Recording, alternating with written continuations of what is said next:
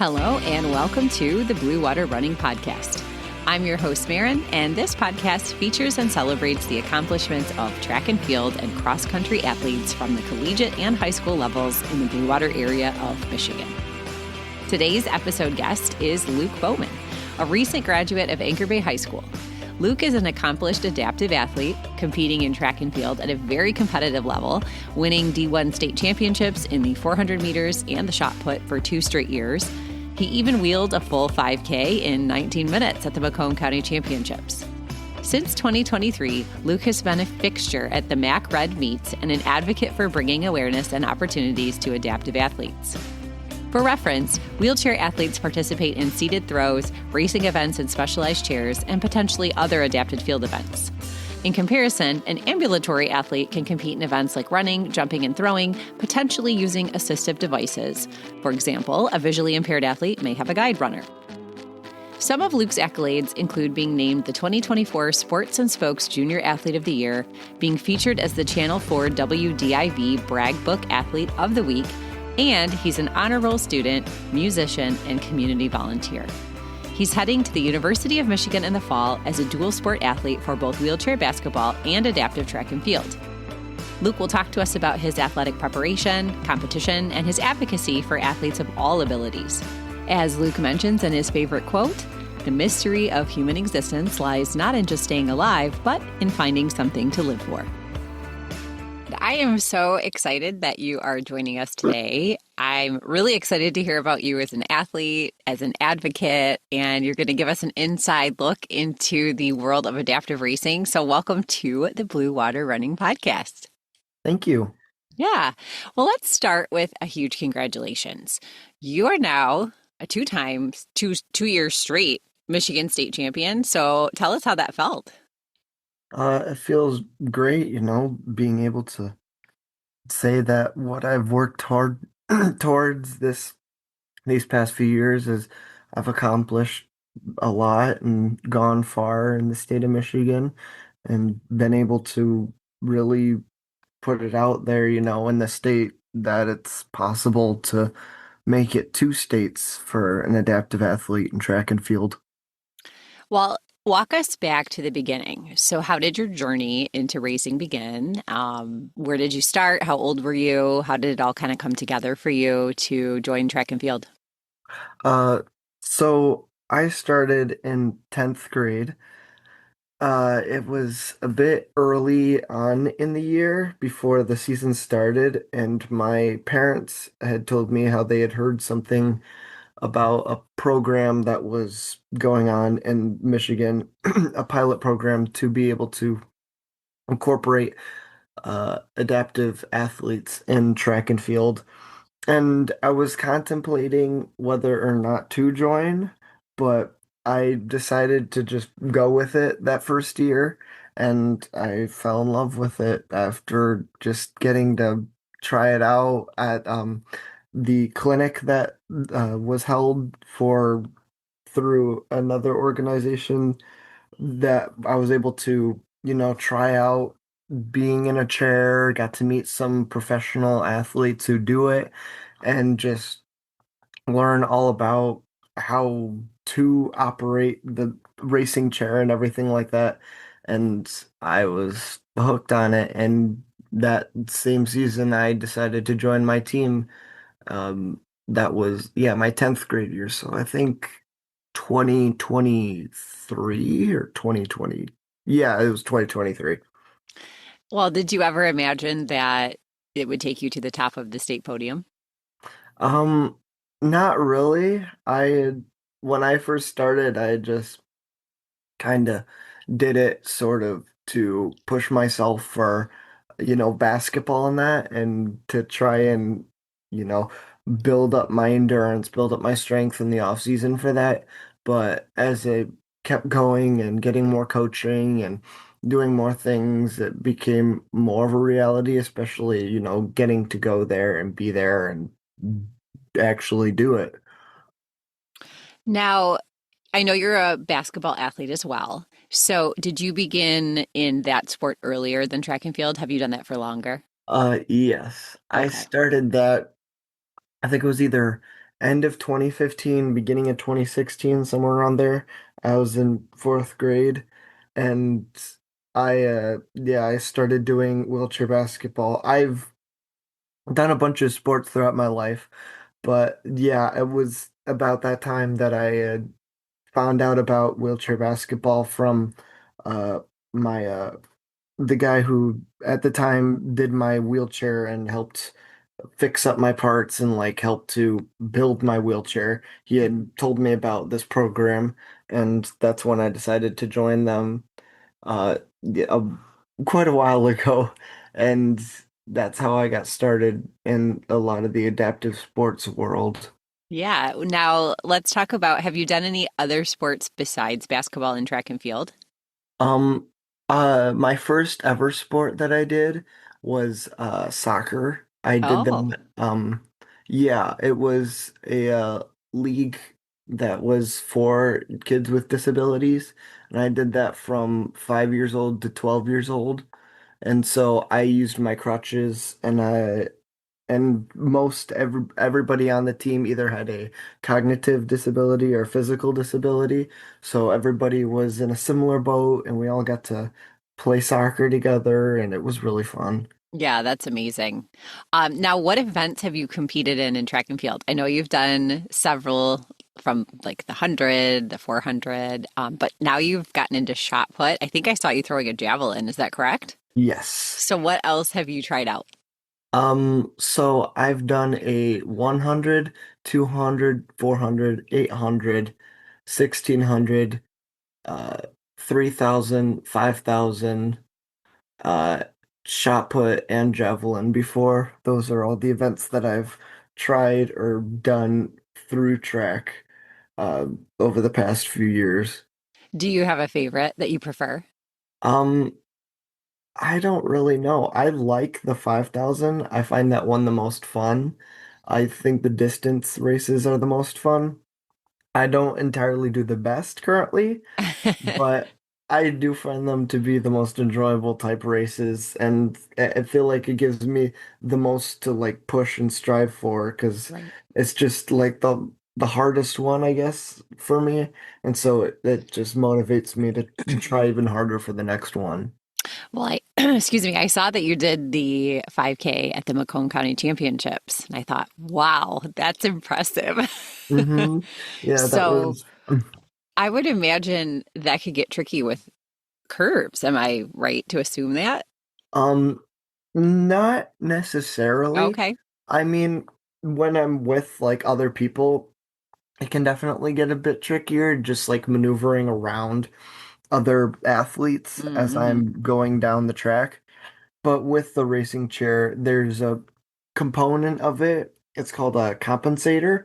So basically, how it works is I've got my regular steering, so it'll move back and forth, but then once I let go, it'll automatically put it back in the starting position, just going straight. But the compensator is it's another part of the chair where it's a locking mechanism. So where if I hit one side, it'll turn it to the certain degree that I've set it for. So as I'm going around the curve, if I'm in need to be in like lane one or lane two or four or five, wherever all the way up to 10, I can hit that and set it for the lane that I'm going to be specifically in. So as I'm pushing, I hit that and I'm already set for that angle. And then I could just continue pushing instead of focusing on steering and trying to push and trying to stay in my lane. I'm already set for my lane, set for the curve, and then I just continue to push. Well, that's a perfect segue into a question I had, which was what is something people don't realize about the technique or strategy involved in wheelchair racing? And as you mentioned, that's a lot of things to consider before you are turning or racing. Um, are there any other things that really go into the perfect race for you that you have to take into consideration or plan for? Well, just I guess some other things are definitely just positioning in a wheelchair, because in the racing chair sometimes it's not the most comfortable type of position since you're at least for me in my current chair, I'm in a kneeling position and your goal is to be as flat and as compact as possible in your chair. And so sometimes when you're in a long race or going for a long time, it sort of gets a bit uncomfortable. So I always have to make sure as I'm doing it that I take time to stretch, or if I'm waiting a long time for a race, I might not fully get in the chair because there's a lot of strapping too that goes along with it, and a lot of other type of stuff like that. Well, does your athletic chair setup differ based on the event that you're going to do? Not based on the event that I do. Uh, I'm always in the same position and always the same setup in the chair. Just due to it being, I want to like utilize the best of my abilities, just what I can in the chair. So I'm always going to be in it in the way that it's going to streamline me the best Mhm. and help with aerodynamics and just make sure I can get as fast as I possibly can. So, what kind of equipment do you use for throwing versus racing? So for throwing and racing, there are two different chairs. For throwing, it's called the throwing chair, and it's a lot more sturdy. It's harder, like it's not gonna break or dent at all, like very easily. It's set to be very strong and rigid. So once it's set up on the ground, it'll either be staked in the ground or it'll be held together by whether it be chains or ratchet straps. It's gonna be secured down and make sure it doesn't move, and it's got a bar to grab to be able to leverage off of to throw either the javelin or the discus or the shot. And I use that to be able to, you know, throw whatever implement it is I need. And along with that, there's a lot of sorry, regulations when it comes to, strapping. So I have to make sure that when I'm strapped down, I am right down on the seat. I cannot come off the seat at all. So there's a lot of strapping when it comes to legs, your feet, your lap, everything like that to make sure you are tightly secured down. And as what what else was I would say?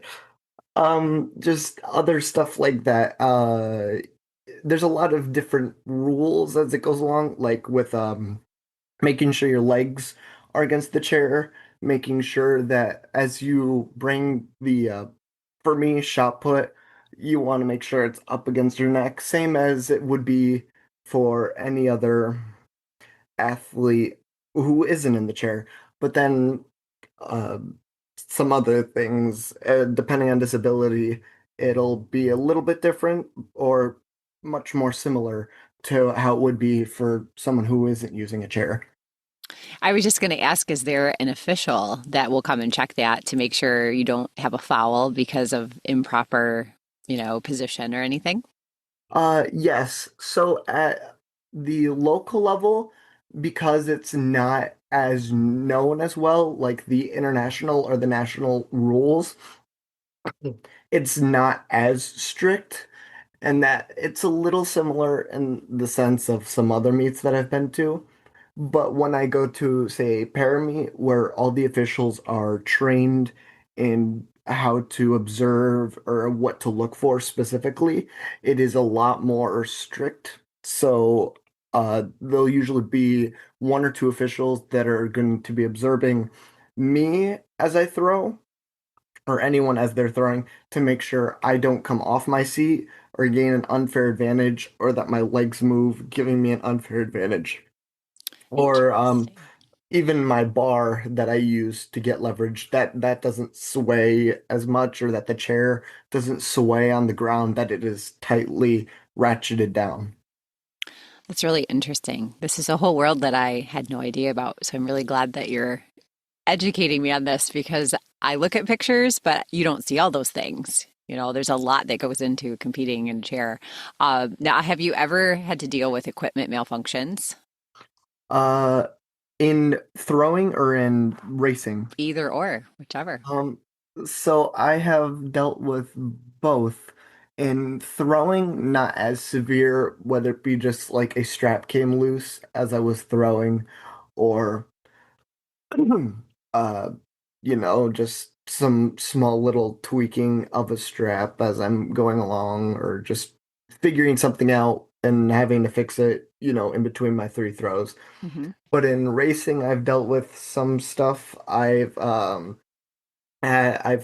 crashed my chair before. Oh. I've had my straps, the zip ties on them break off, so my straps came completely off. Hmm. I've popped tires, so I've had the compensator, which I had mentioned before, the spring come loose and wasn't able to turn quite correctly. And so I've had some equipment stuff that's happened before, but I'm just the best thing you can do is figure out what to do to fix it and keep on pushing. Yep, just roll with it. Oh yeah. Well, how much does a racing wheelchair cost? Um, so it can definitely get up in price. I don't have an exact number, Yeah. but it can definitely for the level that I push at, it can go for multiple thousands of dollars, whether it be five, six, $7,000. Yeah, I was Uh assuming they so were pretty pricey. Oh yeah, and then some of the professionals, they'll get custom chairs built that are like full carbon fiber, and they have sponsors that help sponsor to build the chair, and those can go for tens of thousands of dollars. Wow. Yeah, I've watched the wheelchair races at the Boston Marathon, Oh and yeah. they are flying. Oh yes, they Yeah. they go I actually have gotten to meet I can't remember I think he got second place this past year. Okay. But a guy named Daniel Romanchuk, he is Yep. the fastest wheelchair racer in the US. And I've also gotten to meet the fastest female racer in the world currently, who's Susanna Scaroni. Hmm. And just their times are insane. They're getting hours, 20 minutes, hour and 30 minutes at the Boston Marathon. Yeah, that's just incredibly fast. I would imagine I would feel a little worried about crashing if I was going that fast. I mean, whew, that's like a car. Oh yeah, it goes. They go at some pretty insane speeds as they're going down the either the track or on the road. Hmm. And being on the track sometimes it's more spongy, and so they're not going to be able to get like to that fast speed, but on the road because it is solid, it's Hmm. pavement, it's cement, they're going at very high rates of speed, especially if it's at a downhill. Hmm. They can reach upwards of like 30 something miles per hour, Yeah. possibly even higher. That Yeah. I don't even know. Yeah, that's cooking. Well, for you, what does a typical training week look like? I mean, what are some of your training methods that you utilize that are specific to your style of racing? So for me, I think it just depends on, what I have coming up for me or for what I'm doing. So sometimes I'll do, if I have something with long distance coming up, I'll tend to do, a lot of laps on the track just at race pace, and probably more than what I would do for whatever race it is that I'm doing, just to get my body in the mindset and to prepare me for having to go for that distance. But if it's a shorter race, like for nationals, some of the things that I did were just, my coach had me sprinting along the straightaways and then coasting in the curves, or then doing vice versa afterwards for a few laps, or just sometimes I've done ladders, which is just, you coast and then you do a 50-meter sprint, then you go around, then a 100-meter sprint, then you go around, do a 150-meter sprint, or just working on starts. Because in the wheelchair world, that's one of the most crucial parts of the race. I know it is for, any racer, but especially when you're say at a short distance, because it takes longer for the explosivity or to get up to speed for a wheelchair racer. The starts are one of the most crucial parts to just nail down and master because it just everything about the chair, whether it be you don't want your front coming up or you want to make sure you are fully down, fully pushing into that beginning and making sure your form is perfect as you go down the track. And it's just, there's a lot of stuff that goes into each aspect of the race. Yeah, I'm sure there's a lot of technique involved. Do you train with a team with teammates? Do you have others that you can work with as you're practicing? So currently the when I was in high school, I would just train with my teammates, whatever they were doing. Hmm. Depending on what it was that they were doing. If it was something I could do, I would more than likely just go over and join them and do whatever they're doing, whether it be like, oh, we're doing a couple 100s, 200s, 400s. I'll just join them and push along with what they were doing so I could just be with my team, but also just get some coaching and training from my coaches at the time.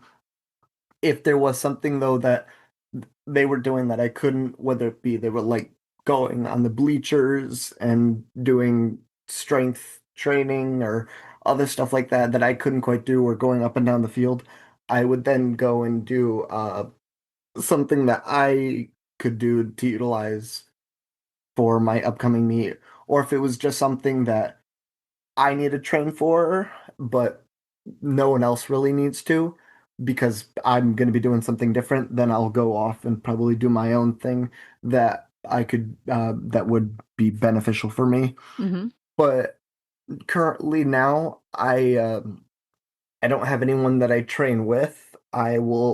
Me and my coach will go out to the nearby middle school track and I'll do some work there, whatever he has me do or whatever he wants me to do. I will go, you know, follow whatever he's directing me to do and work out and train there, but mostly just by myself. And then I am part of a team out of the Great Lakes area called GLASA, the Great Lakes Adaptive Sports Association. But because their training is out of Chicago, I don't really go out there and Yeah. train with them very often. I They do have workouts over Zoom called roller workouts. I've been able to join one so far, and I'm going to try and go on and do a few more here in the upcoming few weeks leading up to the next school year, where a roller is basically where you attach your chair and there's a drum for the back two wheels that you push on, and then the front wheel is secured. And so you're able to be indoors and you'll stay still, but you can practice pushing, and it just helps with form or just, building up speed on just going straight and focusing on just building endurance and building up your strength over time. That's awesome. Well, what would you say to a younger adaptive athlete who might be thinking about getting into track and field, but maybe they feel unsure, they feel intimidated? What would you say to encourage them to give it a try? I would just say that it's, I wasn't totally in it when I first found out or learned about it, but over time, I found it to be a lot of fun. It's one of the few sports that I've been able to play that's available to play, like do with like a high school or middle school team, while a lot of other sports like sitting volleyball or bocce ball or other sports like that, where it's more so you're playing. Yes, you can theoretically do it with them, but you're not really playing against them or even really with them. You can like train a bit, but it's more off on your own. This is where you're actually part of the team. You're striving for the same or similar things as them, and it's just like a whole team effort in the end of the day. And I always found that to be super fun. And then I, of course, like going fast, and so that's something that you get to do a lot of during track. Absolutely. Well, what would you like schools or athletic programs to know to help them do better when it comes to supporting adaptive athletes like you? I think just, uh, listening to what the athletes have to say about certain things, definitely taking a look at some programs, that other states have done or that are done in different areas, or just like being open to learning more about it from officials who've got experience, from coaches, from athletes who've all got experience from it, and to just like have an open mind about what's going on and trying to learn more about it and just doing their best to accommodate but also push their athletes hard. Yeah. Well, what do you want people to understand about adaptive sports or wheelchair racing that maybe they don't know? Like to change a mindset of someone, what are things you would like them to know? Um, that just because it's in a wheelchair or just because someone's got like a prosthetic leg, that doesn't give anyone necessarily an advantage in the long-term sense, Hmm. that we're all, training for what we're utilizing and we're pushing ourselves same as anyone else. And, it overall we're working hard as well, and that it's, just to keep on pushing. We're doing a lot, and yeah, we're just everyone's got it different, No two athletes are the same, especially in the adaptive sports world. Yep. Everyone's got a different disability, or at least for the most part, when I go to para meets, people are broken up into groups of different classifications Hmm. depending on your disability. Like uh me being in a wheelchair, I'm probably not going to be racing a person who's blind or someone with a prosthetic who's running Hmm. or frame running. Everyone's broken into different groups and then subgroups based on that. So to make it so it's more even and fair, but Hmm. then, we're all cheering each other on and appreciating all the work that each person has put in, depending on what they're doing. Absolutely. It's very inclusive and accommodating. And I think that's what the goal is to strive for that for everyone. Well, in your first year competing at Anchor Bay, it was just you at the state meet. So now we see other athletes competing on a more consistent basis. You had competition at the state meet this year, which is awesome. So yeah. Do you think that your presence in the sport and your racing at meets brought more attention to those events? I mean, do you see yourself as a role model for those with adaptive needs? I mean, in a sense, yes. What I've done is just, I've just, you know, done my own thing. I've pushed, I've worked hard, and I know that some some of the stuff that I've done is something to look up towards, but I know that there's other people that are also doing a lot um in the backgrounds as well through different, sports organizations through Michigan. But I know that what I've done has definitely made an impact, other athletes, that even on my basketball team that have looked into it, or other athletes throughout Michigan that I've met through other sports that I've tried have looked into it because of that, and just being able to go around and give information out. I've told people about it that I've met, and, you know, being able to spread the word and spread awareness about it to people who might not know that it's available, to Hmm. then be able to, give it a shot, give it a try, that there's an outlet to be able to, try a chair or try just racing certain gloves, or just, given the chance to, experience it. Yeah, bringing awareness to the fact that it's there. Absolutely. Oh yeah. Well, who are your mentors or athletes that you've looked up to? So, who's your support team, your coach, your family mentors? You can mention whoever you'd like and how they've helped you get to this level. Um, oh gosh. There's just a lot of different people, my parents, my grandparents, I would say, my aunts and uncles, just a lot of my family members through the years, whether it be any of the sports that I've done, they've always been supportive of me and, going to all my games, all my meets, all my events.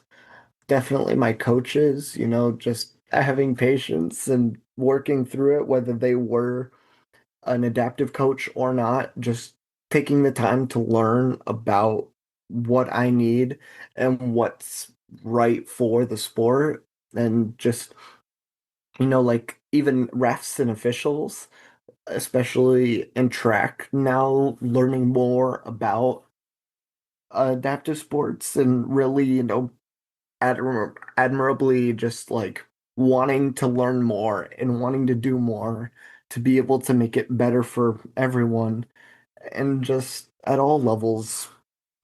And even athletes that I've looked up to, like in wheelchair basketball or even in track, just different athletes that I've gotten to meet at para meets and ones that I've been able to watch on TV and or even meet at clinics and events like that just to learn from them and to gain new skills. It's just been great.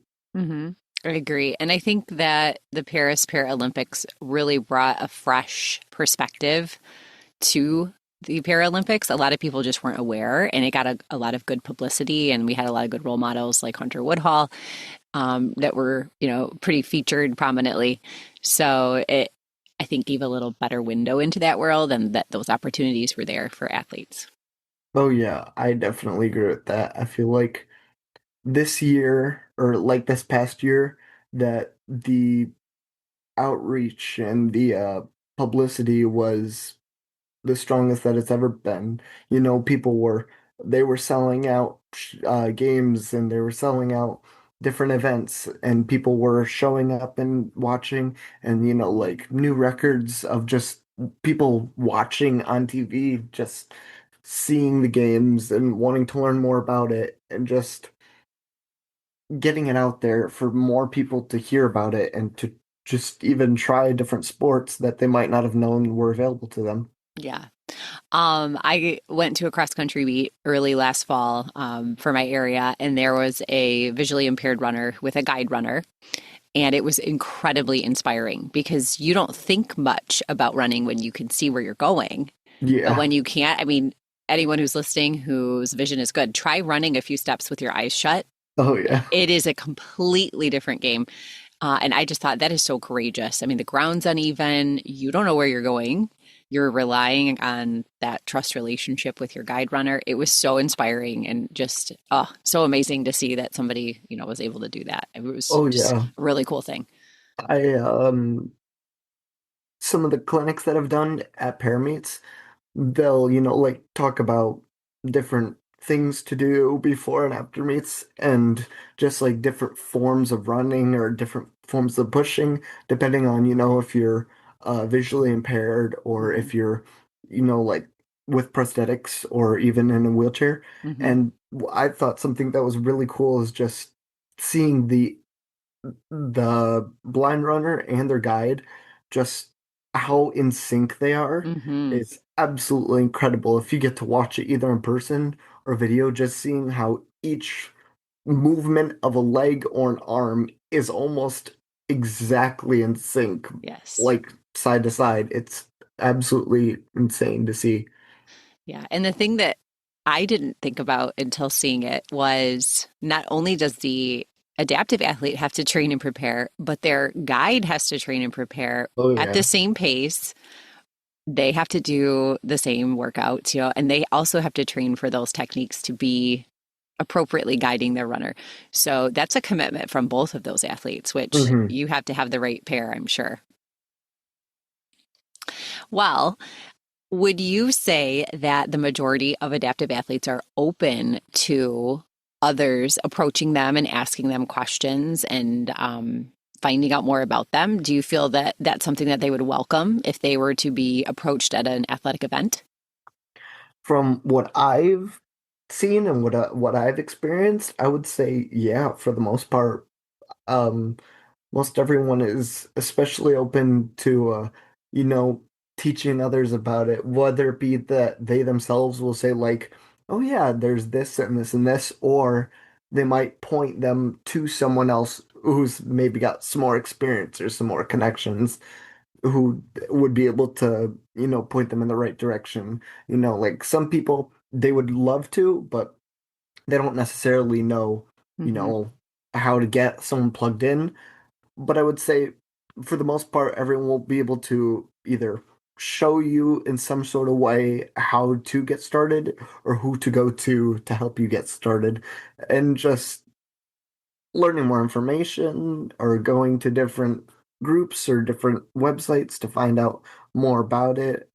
Yeah, I would say everyone is just super inclusive about it and ready to expand it whenever and however possible. Good to know. Well, what goals are on your horizon? I mean, I know you're heading to college. Are you looking for a PR in anything specific that's kind of, on your mind as you're training?